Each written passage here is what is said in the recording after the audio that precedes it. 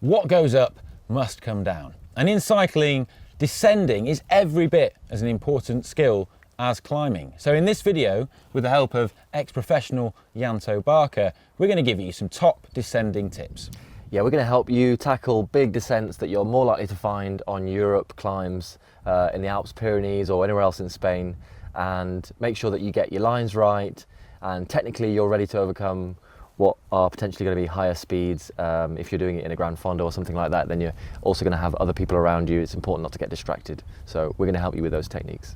Yeah, and it can be quite nerve-wracking if you're not used to big descents as well. So by the end of this video, you're going to be even better than Nibali and Sagan and those guys. I mean, you're not far off that already, to be honest. Well, I wasn't going to say. With some of my tutoring, you've really come on a lot. Yeah, well.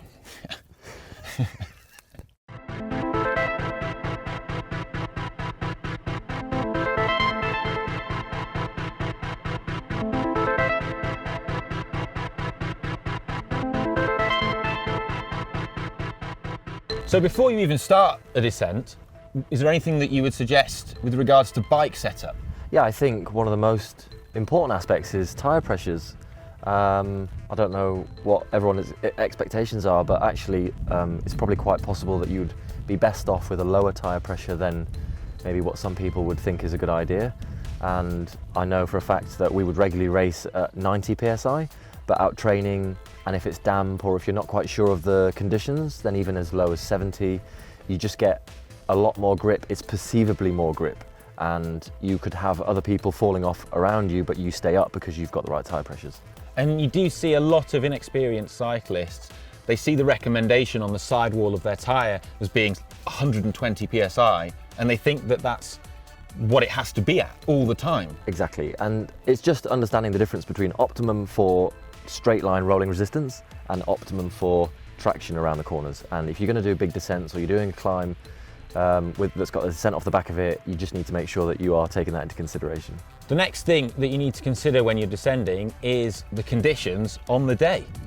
Yeah, definitely. I mean, you've got to make sure if there are changeable conditions or there's been rain blowing through, or even if it's early morning and there's dew patches, you don't want to meet one of those patches mid-corner while you're already kind of at your limit.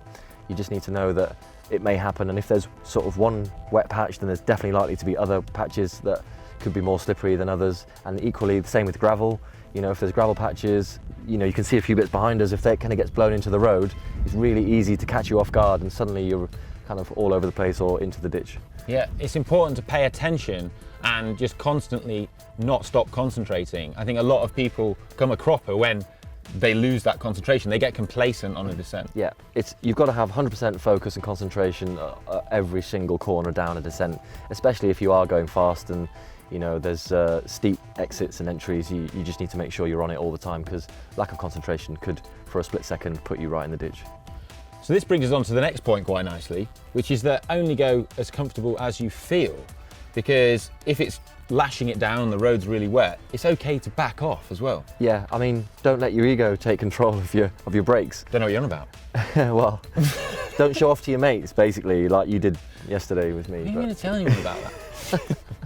No, seriously, I mean, peer pressure is an easy one. If people are kind of goading you on, or, you know, kind of inciting you to go faster than you're comfortable, it is easy to go a bit faster than you used to, or try and show off a little bit, and, you know, it's just worth backing off just 5 or 10%. Yeah, it's better to be safe than sorry, definitely. There's no heroes in the ditch. That's a good line, I like that. That's a perfect line. Yeah.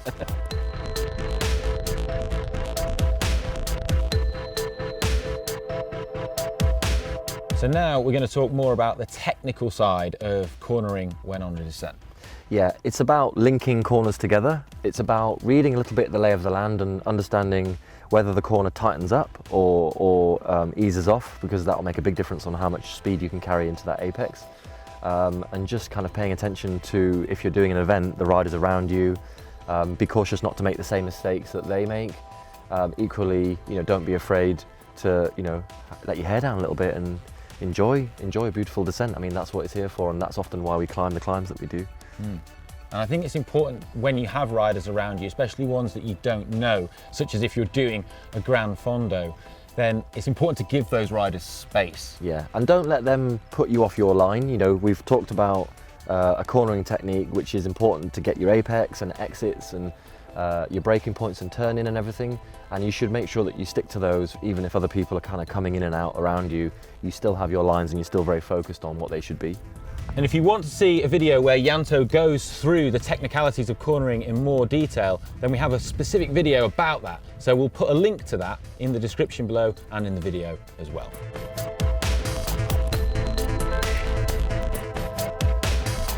It's quite common for people to tackle a big descent for the first time in an event they're doing, having never done it before, but this can be quite daunting. Yeah, definitely. I mean, you kind of have to start reading the road a little bit and judging whether corners are tightening up or opening out. Things like pylons and trees, they actually can give you quite a good indication of the tightness of a corner, whether it tightens or opens out, and can definitely give you a heads up on if where the road is going. Yeah, and you got to remember, you are thinking about not one corner in isolation, you're talking about linking them up. So you have to also think about how I take this corner, how it's going to set me up for the next one, because you could get it all perfect on one, but actually you've just gone way too hot and you're now on the complete wrong side of the road to take the next corner. So those things need to be considered as well. Most of us, when we're descending, unless you're a professional in a race, are going to be descending on open roads. And I would advise that people use all the road that's available when it's available, but not to take risks and not to go on the wrong side of the road round a blind corner. Yeah, I think if you ever feel like you're at 100% of your ability, you're going too fast. Even if you haven't crashed, you're potentially going to be a statistic. Just back it off 10%, give yourself a bit of margin for error. Things like buses, cars, other people on the road, stepping out in front of you. I do have a story of doing 90 k's an hour down a descent, sort of 10 meters behind a teammate, and a deer jumped out of a rain gully at 90 k's an hour, jumped and in between us, skitted with its hooves on the tarmac, couldn't quite get any traction, and I'm on the brakes, really scared, but I did respond very quickly. I was kind of fully alert, but those sort of things do happen, and that would be a really painful crash.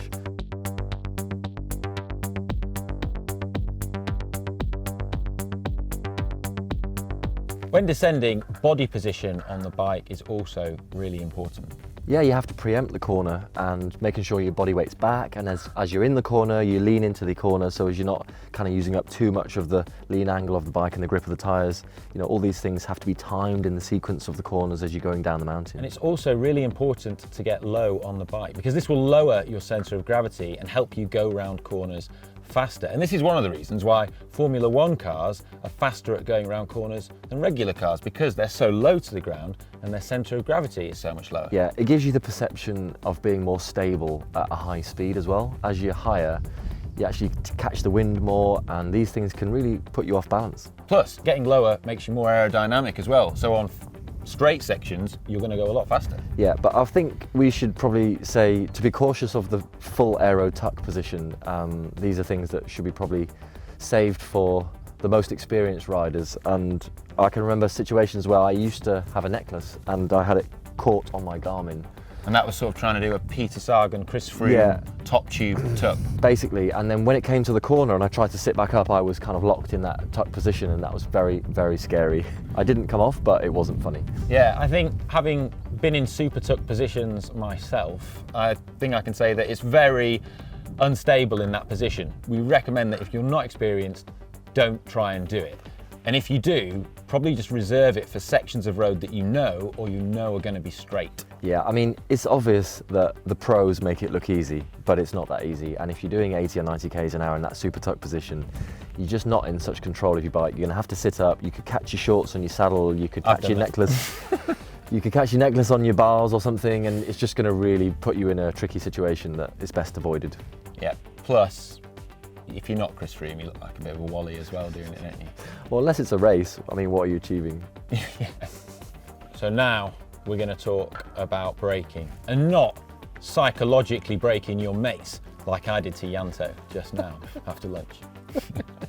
Yeah, braking is a key aspect to cornering and descending, making sure you're at the right speed, making sure your balance is right with front and back brakes, making sure you understand how much grip you're using, and if you're leant into the corner and you're kind of at the apex, you don't just grab a handful of brake, which can obviously start to put the tyre grip under a lot more pressure, where you've got more force. You can just wash out. You see a lot of people lose their bottle right halfway around a corner. Yeah. They slam on the brakes and it... Yeah, and if you lose confidence or something happens or something scares you and you're trying to avoid something like, I don't know, some gravel in the road and you just brake Or instead. a deer.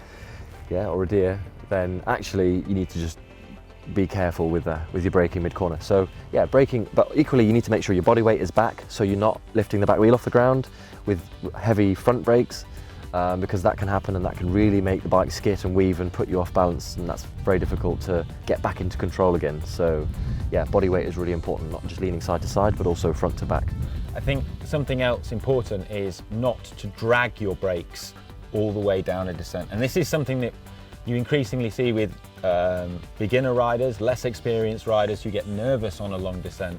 And you know, it's really important that you do not drag your brakes. Little story, I did the Untitled tour with a friend of mine who was very inexperienced, and I did it as a favour, and it was so difficult to go down the descents at the same speed they were, because they were constantly on the brakes. And one, it hurts your hands a lot more. They're not ready to do that. Normally you don't have descents very big in the UK, and equally if you know how to descend, you don't use your brakes all the way down.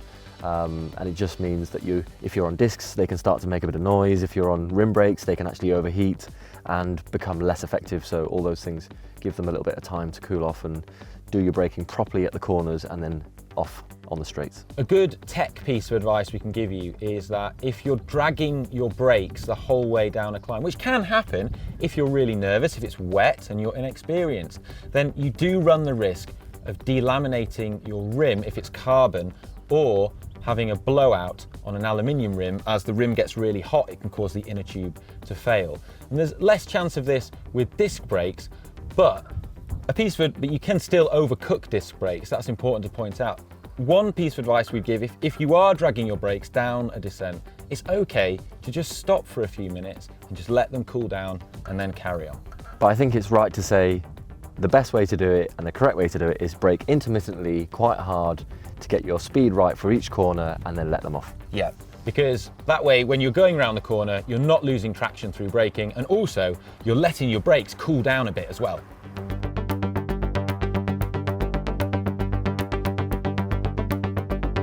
Thanks for watching, and we hope you found this video useful. If you did, then why not consider liking it and subscribing to the Cycling Weekly channel. And if you've got any questions about descending, then simply post them in the comments section below and we'll do our best to answer them. But until then, me and Yanto are going to go for a ride now, and I'm going to try my best not to drop you on this descent. I'll try and keep it comfortable for you. Yeah? I'm fairly comfortable that's not going to happen.